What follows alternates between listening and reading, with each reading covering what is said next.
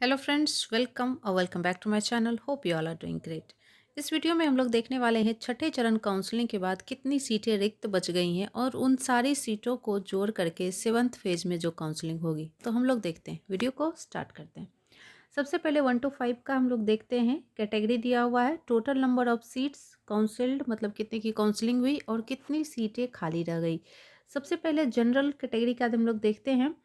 47,742 total seat था, जिसमें 24,214 का काउंसलिंग हो गया, मतलब सिलेक्शन हो गया, और वैकेंट बच गया है 23,528। उर्दू की बात करें तो 14,836 सीटें हैं थी, जिसमें 2,056 का ही काउंसलिंग हुआ है और 12,780 सीटें बच गई हैं।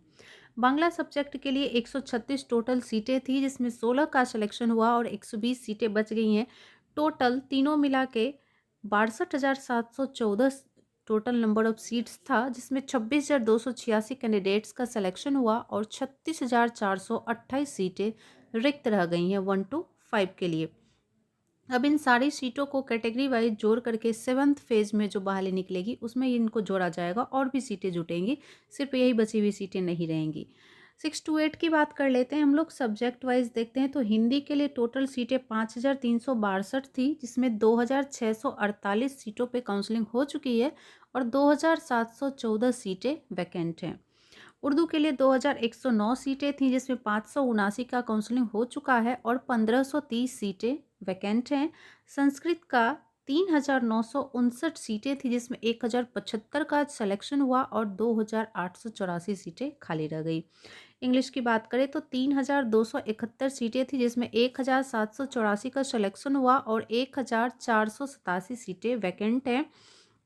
मैथ की बात करो, मैथ साइंस की तो 6,419 सीटें थी, जिसमें 3,967 सीटों पे सिलेक्शन हो चुका है और 2,452 सीटें खाली हैं। सोशल साइंस की बात करें तो 2,086 सीटें थी, जिसमें 1,675 पे सिलेक्शन हो चुका है और 411, मतलब सबसे कम सीटें जो हैं वो सोशल साइंस में ही बची हैं। मोस्टली सीटों पे सिलेक्शन हो चुका है। टोटल की बात करें तो 23,206 टोटल सब्जेक्ट को मिला के 6 to 8 में सीटें थी, जिसमें 11,728 का सिलेक्शन हो चुका है और 11,478 सीटें खाली हैं, मतलब कि लगभग 50% सीटें अभी भी खाली हैं।